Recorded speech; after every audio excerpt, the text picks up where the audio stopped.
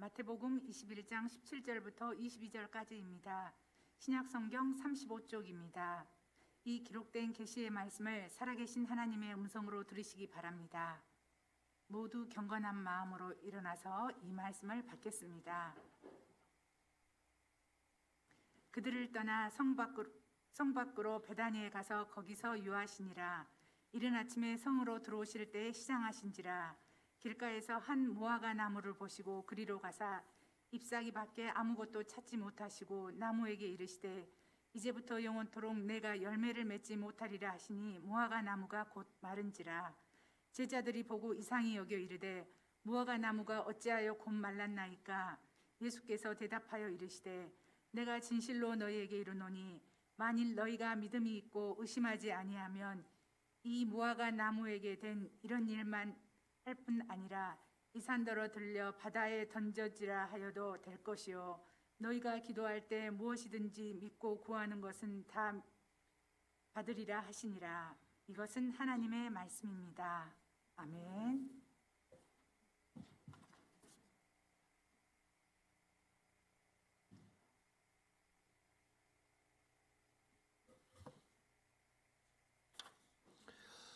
고난주간은 종려주일부터 시작이 됩니다.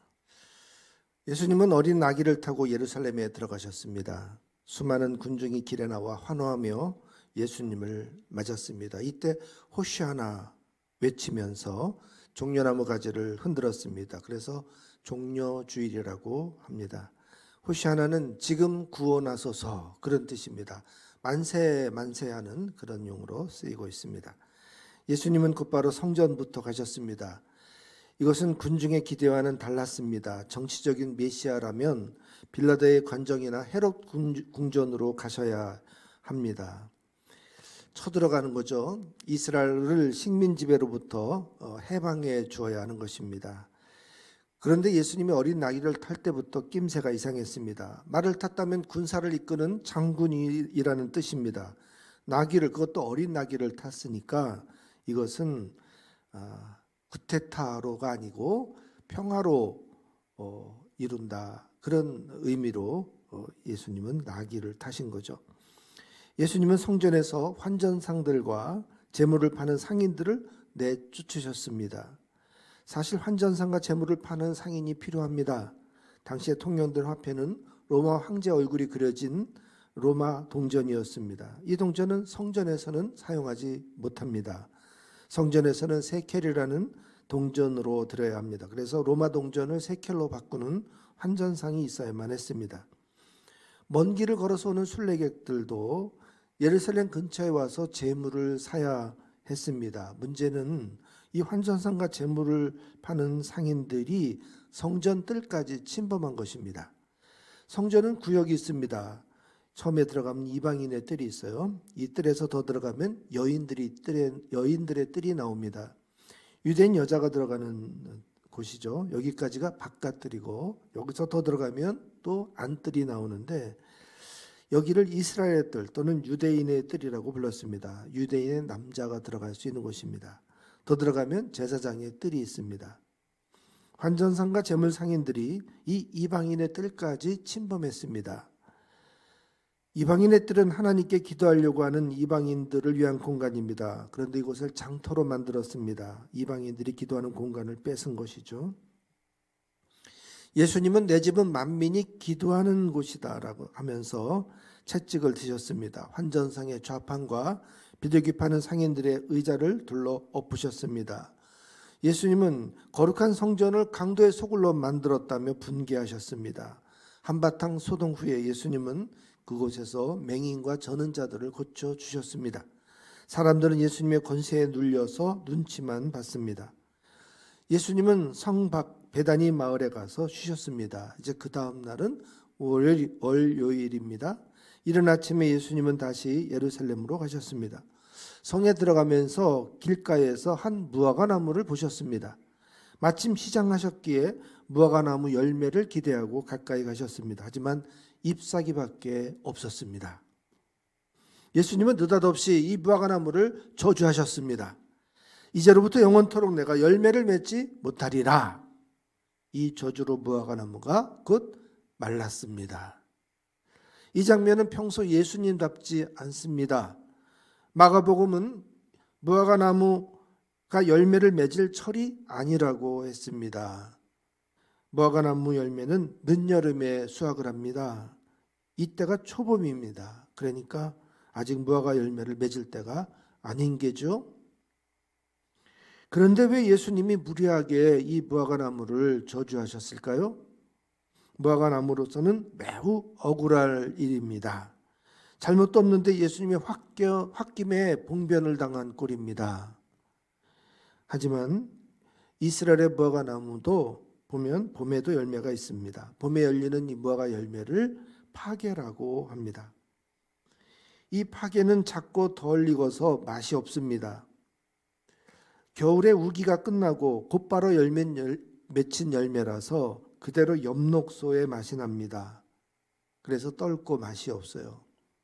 그래서 농부가 이 파게를 솎아냅니다. 이 파게를 솎아내야 여름에 다시 맛도 좋고 튼실한 열매를 맺습니다. 여름에 제대로 수확하는 무화과 열매를 테에나라고 부릅니다. 이 파게는 행인들이 마음껏 따서 먹어도 괜찮습니다. 솎아주는 수고를 덜어주니까 오히려 농부가 고마워하지요. 1절에 보면 나귀를 구해온 마을이 벳바게입니다. 또 17절에 보면 예수님이 쉬신 곳이 베다니라는 마을입니다. 벳바게는 예루살렘 맞은편 이 감람산 산 언덕을 넘어가면 산 중턱에 있는 마을이 벳바게예요. 그리고 더 내려가서 산 아래에 있는 마을이 베다니입니다. 벳바게와 베다니는 모두 무화과 마을입니다. 이름을 잘 보세요. 벳바게. 벳 하면은 집이란 뜻이죠. 바게, 파게, 덜 익은 무화과 열매 그런 뜻이죠. 그러니까 덜 익은 무화과 집 그런 뜻이 되는 거예요. 베다니도 보세요. 벳테나, 벳 집이란 뜻이죠. 벳다니, 테나 그래서 잘 익은 무화과 마을 그런 뜻이에요. 이거는 제 추측인데 아마 이제 벳다니는 저 산 아래에 있으니까 더 따뜻하고 산 중턱에는 벳바게는 산 높이 있으니까 좀 온도가 낮겠죠. 그래서 이제 무화과 열매가 맺으면 벳다니는 한창 익을 때 벳바게 마을은 좀 덜 익은 그런 상태가 돼서 아마 마을의 이름을 그렇게 짓지 않았나 그런 추측을 합니다. 베다니를 가난한 마을 그런 뜻으로도 해석을 하는데 그렇게 마을 이름을 나쁘게 지은 것보다는 자연스럽게 그 풍물에 의해서 지어지는 게 많기 때문에 베다니를 베테나에서 온 말로 보는 것이 더 합당하다 생각이 들어요. 예수님이 자 베다니에서 주무셨잖아요. 그리고는 이제 이른 아침에 길을 나섰어요. 그러다가 이제 중턱에 있는 벳바게를 지나가셨습니다. 그래서 감람산을 넘어가지고 예루살렘에 이제 오신 거예요. 산을 넘어갈 때는 몰랐는데 이제 산을 와서 내려오니까 비로소 이제 시장길을 느끼신 거죠. 그래서 이제 무화과 나무를 이제 찾아갔어요. 이 베다니와 벳바게를 지나가면서 무화과 나무가 많은 걸 보셨을 거예요. 그리고 거기에 맺혀 있는 파게가 이렇게 맺혀 있는 거를 또 보셨을 거예요. 그래서 지금 무화과 철이 이른 봄이어서 파게가 많이 열렸구나라는 거를 쭉 보면서 넘어왔어요. 그래서 이제 산 밑에 내려와서 시장하니까 파게라도 좀 따서 먹어야 되겠다 싶어가지고 그 나무에 가까이 가신 거죠. 그런데 이 무화과 나무는 슬프게도 파게를 맺지를 않았습니다. 봄에 파게를 맺어야 또 그걸 솎아내야 여름에 이 테에나를 많이 얻을 수가 있는 거거든요. 예수님은 잎사귀만 무성하고 열매가 없는 이 무화과 나무를 저주하셨습니다. 이제부터 영원토록 내가 열매를 맺지 못하리라. 예수님은 열매 맺지 못한 이 나무를 엄하게 추궁하셨습니다. 제자들이 이상하게 여겼습니다. 무화과 나무가 어찌하여 곧 말랐냐고 예수님께 여쭈었습니다. 마가복음은 이 장면을 좀 더 자세하게 소개하고 있어요. 제자들의 질문은 무화과나무를 저주한 다음 날 아침이었어요. 그 장소를 또 지나가면서 보니까 무화과나무가 뿌리채 말라 있었습니다. 베드로가 이제 어제 일이 생각이 났어요. 그래서 보소서, 저주하신 무화과나무가 말랐나이다. 마태복음은 하루의 시간 차이를 생략하고 있어요. 예수님이 무화과나무를 저주하자 곧 마르기 시작했을 겁니다. 순식간에 말랐기보다 서서히 말랐겠죠. 그래서 그 다음날 봤을 때는 그게 뿌리까지 말라 있었던 것입니다. 예수님의 저주가 떨어지는 순간 그 나무는 생명력을 잃었습니다. 제자의 질문에 예수님은 이게 기도의 능력이라고 대답하셨어요. 그 능력은 믿음에서 비롯되었다고 강조하셨습니다. 21절을 보세요. 내가 진실로 너희에게 이르노니 만일 너희가 믿음이 있고 의심하지 아니하면 이 무화과나무에 된 이런 일만 할 뿐 아니라 이 산더러 들려 바다에 던져지라 하여도 될 것이요 너희가 기도할 때 무엇이든지 믿고 구하는 것은 다 받으리라 하시니라. 예수님의 권세 있는 기도는 모두 명령입니다. 무화과나무는 물론 산도 바다도 향해서 명령하셨어요. 바다를 향해서 꾸짖자 바다가 파도가 잔잔해졌잖아요. 그러면 자연도 이렇게 말씀의 명령에 복종했습니다. 모세도 홍해를 가를 때 명령했어요. 여호수아도 달을 명하고 해를 명하여 멈추게 했습니다. 담대하게 하나님이 주신 이 말의 권세로 직접 명하라는 거예요. 산을 바다로 옮기려면 하나님께 기도로 부탁해야죠. 하나님, 저 산을 들어 바다에 던져 주십시오. 산을 들어 바다에 던지시는 분은 바로 하나님이십니다. 그러니까 당연히 그렇게 기도해야 합니다. 그런데 예수님 말씀 그게 아니에요. 곧바로 산에게 직접 명령하라는 것입니다. 너는 들려 바다에 던지우라. 무화과나무도 마찬가지입니다. 하나님, 무화과나무가 뿌리채 마르게 하옵소서. 이 나무가 이 열매를 맺지 않았습니다. 그러니 말려주십시오. 이렇게 기도해야 되잖아요. 그런데 그렇게 기도할 게 아니에요. 직접 무화과나무에게 선포하는 겁니다. 너는 이제부터 영원히 열매를 맺지 못하리라. 기도할 때 무엇이든지 믿고 구하는 것이면 다 받는다고 하셨습니다. 그러나 기도는 주술은 아닙니다. 기도도 자기 최면이 아닙니다. 하면 된다는 신념도 아닙니다. 기도는 살아계신 하나님을 믿고 아뢰는 것입니다. 응답하시는 하나님을 의지하는 것입니다. 하나님께 문제를 내어 맡기는 것입니다. 그래서 목소리를 크게 내야 되는 것도 아니에요. 오래 기도해야 되는 것도 아닙니다.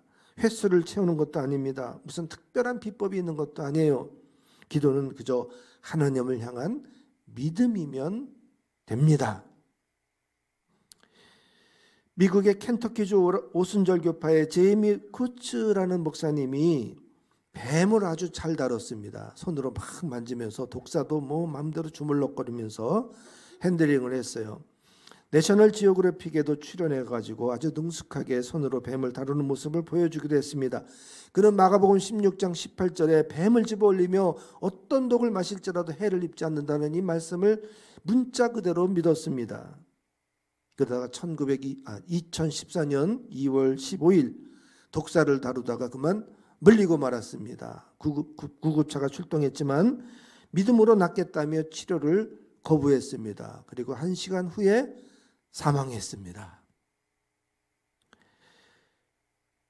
제이미 쿠츠 목사님은 무엇이든지 믿고 구하라고 하는 이 말씀을 아무거나 구하라는 뜻으로 오해를 한 것이죠. 예수님은 무엇이든지에 중점을 두신 게 아니에요. 무엇이든지 믿고 믿음으로 기도하라는 뜻이었습니다. 사실 무화과나무의 저주는 그 다음에 시비를 걸어오는 이 대제사장들과 백성들의 장로들을 향한 말씀이에요. 아까 우리 어린이 그 설교 때도 제가 대제사장들의 그런 거만한 모습을 보여줬죠. 이들에 대한 경고예요. 이들은 겉은 화려한 종교인이었지만 잎사귀는 무성했지만 실상이 없는 내 열매가 없는 그런 엉터리 신앙인들이었죠.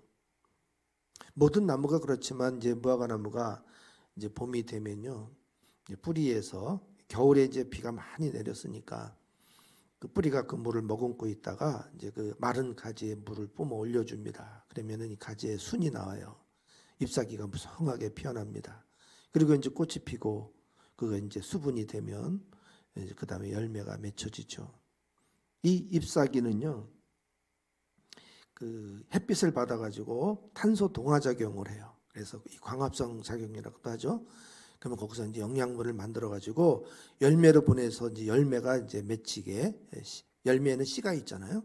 씨에서 이제 후손이 나올 수 있게 하고 또 이 열매를 퍼뜨리도록 이제 그 과육을 이렇게 만들죠. 거기에 필요한 모든 영양분이 이제 잎사귀들이 막 만들어내는 거예요. 그래서 이 열매 쪽으로 보내주는 거죠. 열매가 다 익으면 잎사귀 역할이 끝나요. 그러면 잎과 연결된 마디를 차단하고 수분 공급이 중단됩니다. 그리고 이제 가을이 되면 색이 변하면서 떨어져 나가는 거죠. 그런데 잎사귀가 역할을 하려면 먼저 꽃이 피고 이게 수분이 돼야 돼요. 꽃이 지고 열매가 이제 맺힙니다. 이때부터 이제 잎사귀가 열심히 일을 해가지고 열매가 막 이렇게 자라나게 하는 거예요.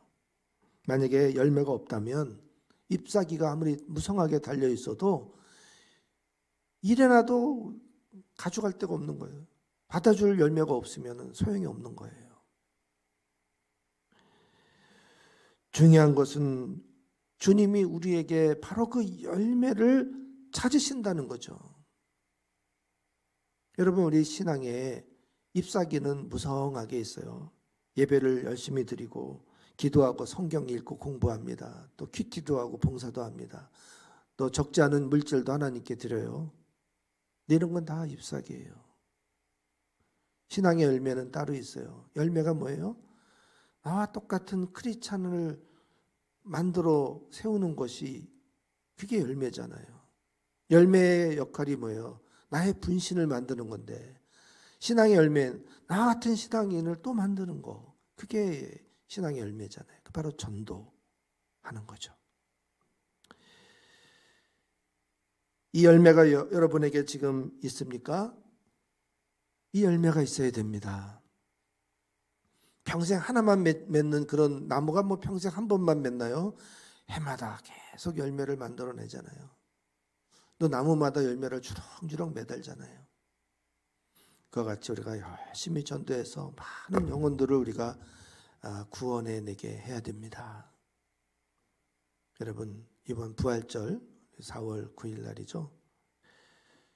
열심히 전도해서 이 신앙의 열매를 맺으십시다. 아버지의 눈으로 한 영혼을 바라보고 기도하면서 그저 그 마음을 사기 위해서 감동적으로 선물도 주고 식사도 나누면서 영적인 이야기를 나눠보세요. 성령에 감동하셔서 열매를 맺게 하실 줄 믿습니다. 아무것도 하지 않으면 아무 일도 일어나지 않아요. 그러나 우리가 관심을 가지고 아버지의 눈으로 한 영혼 한 영혼 바라보면 전도할 기회를 주시고 열매 맺게 하실 줄로 믿습니다.